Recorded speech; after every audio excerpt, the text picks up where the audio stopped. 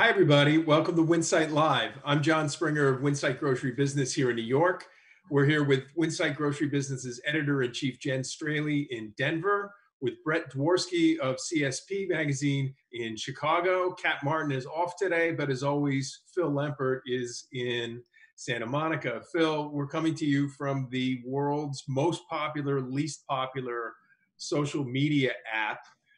In the news this week is Albertsons and Winn-Dixie among companies that have pledged not to advertise on social media platforms, hoping to affect some action on hate speech and, kind of the cesspool that social media tends to become. So that's a couple of things on my mind, Phil. How about you? So before we leave that story, do we really think that Mark Zuckerberg and Facebook are really going to react well to this? I take a look at a lot of the reports. Their spokesman these days, who's a Brit. I assume he's a Brit. He has a British accent. He might come from another country. Has really been skirting around the issue, saying that Facebook has done a great job. I think the number is like 90% of all hate stuff never even gets on the website, and so on. I mean, this is very powerful. This is something similar that we saw with Fox, with advertisers pulling out of Fox. It really hasn't changed their business all that much. Do you think that this is going to change Facebook, that they are going to stand up and do something about this? Well, I think that they're going to feel the pressure. I think, somebody read somewhere that was going to be billions of dollars in lost revenue for Facebook, and that's going to capture their attention. Just kind of speaking, as a user, it's not so much that, of course, hate speech is unacceptable and can't be there, but the tendency of it to turn into a cesspool is just there. It's a part of the thing, and it makes you sick and hard to read it sometimes. Yeah, it does. And I think attention needs to be taken to improve the discourse and the communication in this country, and social media is a part of that. And hopefully they get the message. And look, there's a lot of very big companies that are participating in this thing. Some of them are a little more vague about it than others. They're saying all social media platforms. Some are singling out Facebook and Instagram. And we'll see. I mean, there was an announcement yesterday about Facebook kind of patting itself on the back for removing X amount of stuff from the Boogaloo group, whoever they are. And, so there's some progress, but I think that this overt message that, we're not going to stand for this, or this is not, what our platform is about, that's what people want to hear. And, with the unrest in this country today, it's something that I think people feel like needs to get out there. Not to be political, but I'm just waiting for Jack Dorsey and Twitter to shut off a certain politician's Twitter account. And I think that would go a long way for us. Yeah. Phil, I want to add one more point to this. Among the companies that are participating in this ban on advertising is Southeastern Grocers, which owns the Winn-Dixie chain. Yep. And, in a very 2020 moment, I had to write back to their spokesman and say, Joe, given the Dixie Chicks dropping the word Dixie from their name, is Winn-Dixie going to be known as Winn? And, he gave me a thoughtful answer and said, listen, it's under consideration. We've got to be listening to our customers today. We're not making any changes at this time, but it just shows you, how powerful social media has become and how powerful people's voices have become amplified, on these kinds of social justice issues. A decade ago, I think the answer from a typical, $20 billion retailer, when you ask if you're going to change your name because it hurts somebody's feelings, they'd say, get lost. And it's so things are changing. But I wonder, John, does the average Winn-Dixie shopper even, think about the derivation of the term Dixie, when they're shopping there? That I don't know. Yeah. And whether it makes a big difference, but you know what? I mean, appearances are reality in the world. And again, that's part of the social media effect on business today. You got everybody from Mrs. Butterworth to Eskimo Pie is changing Aunt things now. Jemima. We've written about this in the last couple of weeks. It's a sea change. Yes. So some stories before we get started. I love this story. I think this is brilliant marketing. You all might disagree with me. In Helsinki, what Burger King has done, and there's a lot more McDonald's and Burger King in Helsinki. What Burger King has done is taken whether it's billboards or bus stop stations around Helsinki, right in front of McDonald's, and saying, "Order, Burger King, and we'll deliver it to you right here." So they're going head to head with McDonald's, and they're having people pick up Burger King sandwiches and so on right in front of McDonald's. I can only imagine how the president of McDonald's Helsinki, is up at night trying to think about this.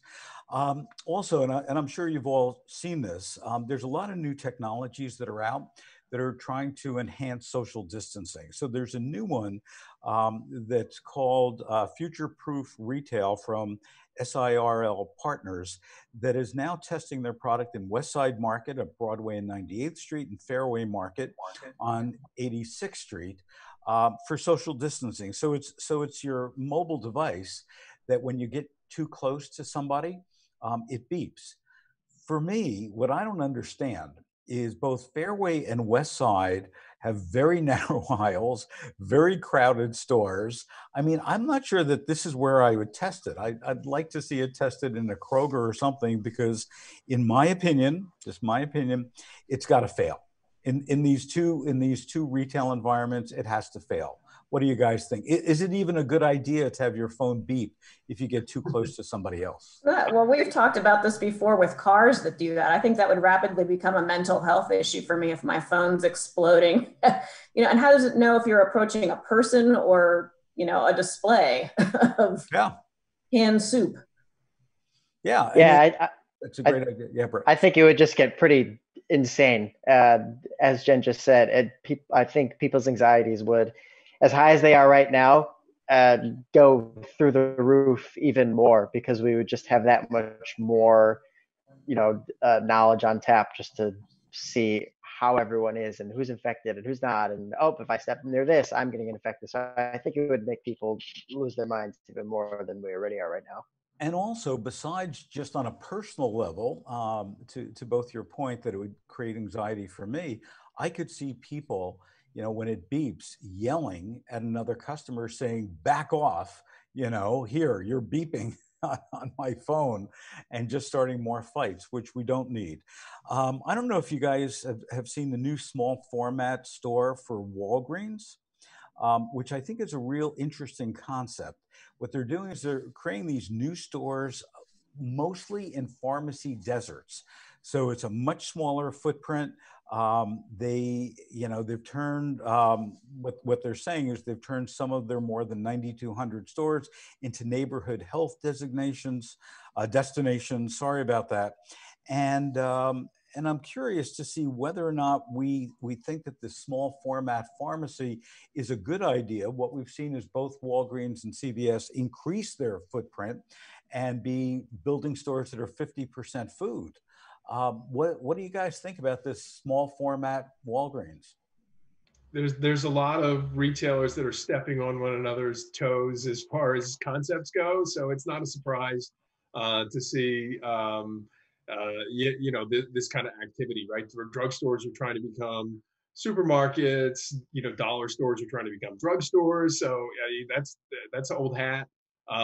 Look, in smaller communities, that's important. I think to have medical access and access to a pharmacist. So I'm sure that there's a great argument for them. And you know what? They're looking out for Walmart, which keeps opening these Walmart health clinics. Another one this week in Springdale, Arkansas, which, from everything I've read, I haven't seen one yet, a really nice unit. Yeah, and I think that Walmart certainly is pushing health more than they ever have. And a lot of their concepts, whether it's the Walmart health clinics or even some of the things that they're doing in store, is notable. Talking about in store, Jen, what's going on at Wegmans that got your attention that you had to write this great article about?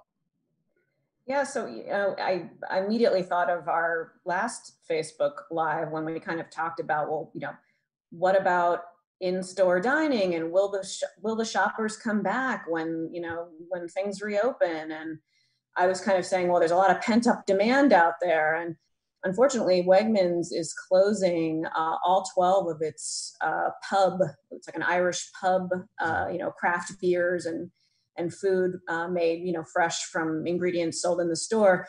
They're closing all 12 of them and redirecting staff and sort of those resources, they say, to more in-store meal solutions, probably grab and go and kind of the other things that have replaced in-store dining. There's no mention of them closing their other restaurants. They've got a number of burger bars. Yep. In various states.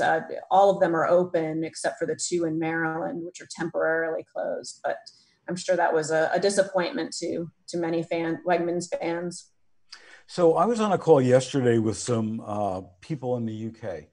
And what's interesting, and I didn't know this, is on 4th of July, obviously we're celebrating Independence Day, and they're celebrating their own kind of Independence Day, because July 4th, all the restaurants and pubs open up in London and in all of England.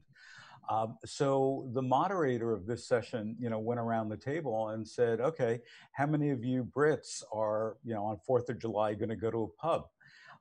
And the answer unanimously was nobody was going to go to a pub. And there were probably 2 or 3 people who said, well, we've been ordering takeout from our pub. We've been saving money. We don't have to pay, $6 or £6 for a beer. We can buy it for £1, eat at home or go to a park and eat. So it's interesting to me that our feeling here in the US, and certainly we have, when it comes to COVID-19, more cases spiking than declining.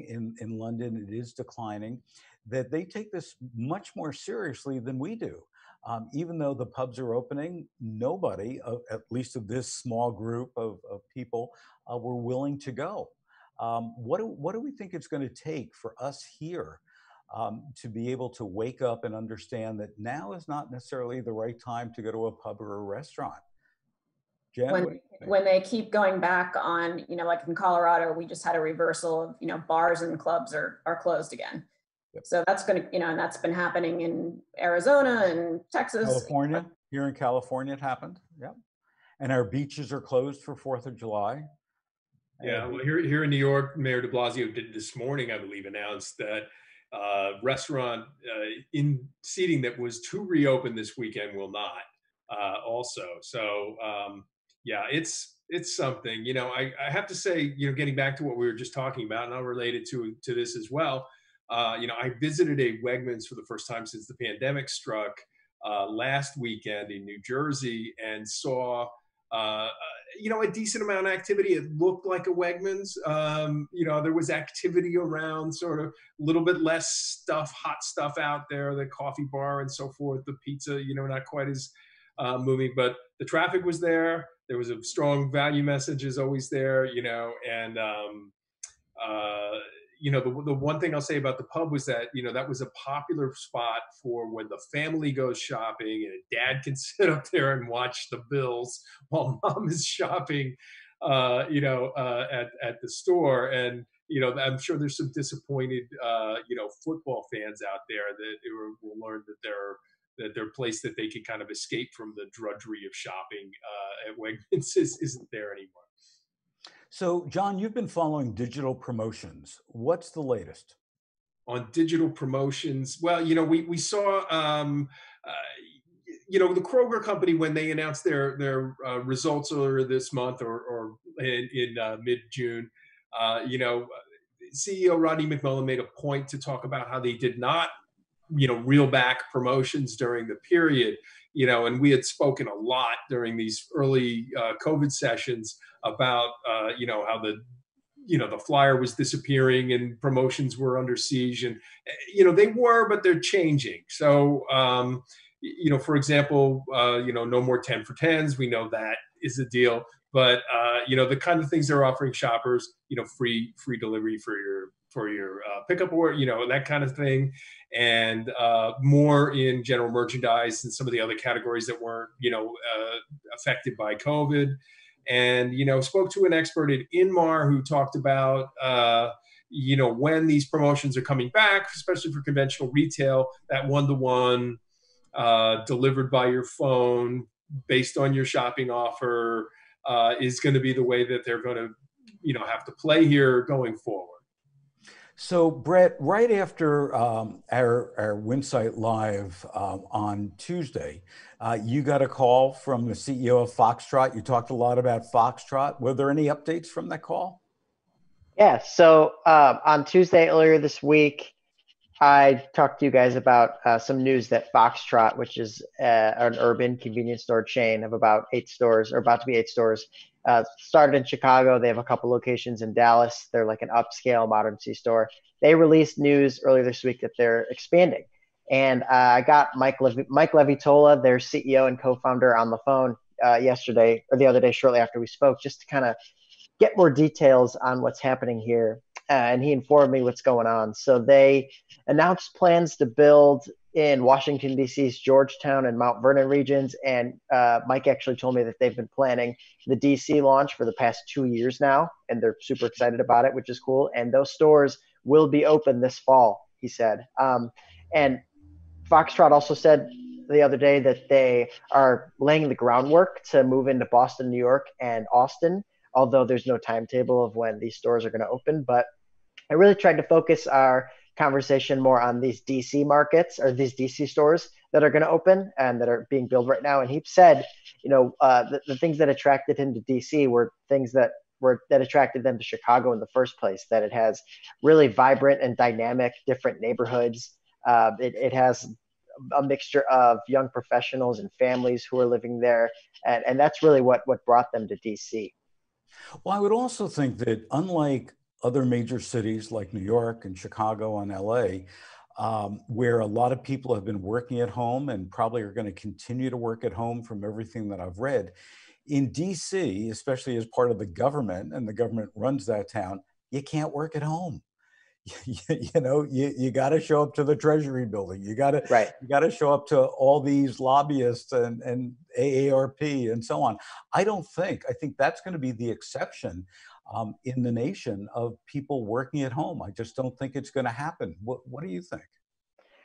Yeah, I mean, that's a really good point. You have those folks, as you just said, who have to physically be there. But I mean, if cases are rising again, and if things get so bad, I don't think changes are going to have to be made for progress to happen. So, if things get bad enough, I think we will see something happen. Yeah. So Kat's off today. So John or Jen, do you want to talk about Kat's story about robots making delivery in Michigan? I can give it a shot. There's a company out of Ann Arbor. I'm sure it's associated with university students, called Refraction AI, and like Neuro, which is the company that both Kroger and Walmart have been testing these self-driving vehicles. The Refraction robot is not quite as big as that. It looks like a 3-wheeled bicycle. They say it's got a cargo room for as much as 6 bags of groceries. And because of its small size, it can ride on streets, but in bike lanes for the most part, which was interesting. And, kind of stay out of the way of other people. So they're working with an independent retailer in Ann Arbor called Produce Station, and testing deliveries with them. And they're saying it's free for now. One option for delivery. I'm not sure, if you're a produce shopper there, whether you can request that the robot brings you the goods, or just take your chances, and it might be a guy driving up on a motorbike or a delivery van. I'm not sure, but I think it would be cool. I mean, this is part of it, right?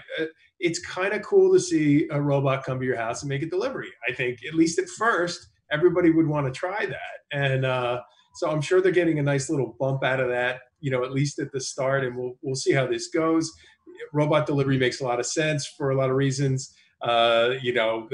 least of which the last mile is the most expensive one for fulfilling orders for people. And if they can find a way to do it efficiently in the way that people like, hey, that's kind of cool. There's a lot to go through with cities to get the approvals for to use these things. Hopefully there's no accidents. That's kind of cool. Robots rolling around delivering things to people. That might be a way of life sooner than we think, especially now with all the crazy stuff we've been through. Yeah, I agree with you, John. And also, I think it's the same company because I know they were working with the University of Michigan on it. And they started out by doing restaurant deliveries. Right. And again, their two major things was number one, that they could use the bike lanes so that they could really speed up delivery, as you pointed out. Number two, which I found very interesting, is when they told us that there are going to be accidents, but if you get hit by a bike, it's very different than getting hit by a car. Get hit by a car, in the hospital, maybe die. Get hit by a bike, the bike falls over. So I agree with you. I think it's a real interesting premise to explore and to follow. Finding creative ways to knock out that last mile cost, we're going to see a lot of. And then when micro fulfillment comes and you start getting these fulfillment efforts that are closer to people's house, deliveries by bike-like robots makes sense. Look, there's, you ride around in New York now. There's electric bikes, there's bike share bikes, there's regular people bikes. There's a lot of delivery traffic, on the roads today. Maybe some robots out there in the fleet wouldn't necessarily make things any weirder than they already are out there. I agree. Well, having lived in New York for as long as I have, I got to tell you, some of these delivery guys from restaurants, they're more dangerous than a robot, making a delivery as they go through red lights and crosswalks. And I think they're incentivized to try to hit you. Well, all that said, the cars are the most dangerous things on the road today. Yeah, absolutely. So Jen, why don't you wrap us up with some good news? Absolutely. So Fresh Direct, the online grocer based in the Northeast, has had a partnership with New York Common Pantry, a food bank looking to reduce hunger since February. And they just announced a milestone in their partnership that they've raised $1 million. Wow. And Fresh Direct has been working since COVID-19, in not only raising money for the New York Common Pantry, but also getting those food items, delivered and sourced for the pantry, given, the constraints of COVID-19. Oh, that's great. Kudos to Fresh Direct. So thank you all for joining us today. We'll be back Tuesday, 12:30 Eastern, 9:30 Pacific. And again, keep in mind that all of our past episodes are on Winsight Grocery Business Facebook page, Winsight Grocery Business webpage, as well as Supermarket Guru website and Facebook page. And until then, have a great weekend and be safe, social distance. And if a pub by you is opening up and you're in London, don't go.